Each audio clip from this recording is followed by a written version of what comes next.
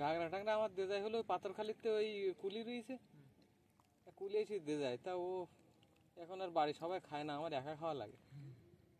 গন্ধ লাগে বলে সবাই বাড়ির সবাই খায়। ও রান্না করলে হবে না, ওই মাছের এই যে গালাসি না, এই গালাসি রাখলে হবে না গাঙের মাছের। হ্যাঁ, গরম পানিতে ওয়াশ করতে হবে, তাহলে আর মোটে গন্ধ লাগবে।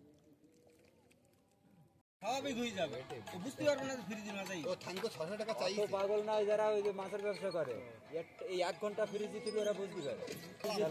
600 না? আমরাও তো ফ্রিজেই বেশি। হ্যাঁ বলো। না নেই, দাঁড়া। তুই বল চা খাই না। 400 টাকা হবে না মাছ? ও বিভিন্ন লোক তুই আবার আগ করে দেনা চলে।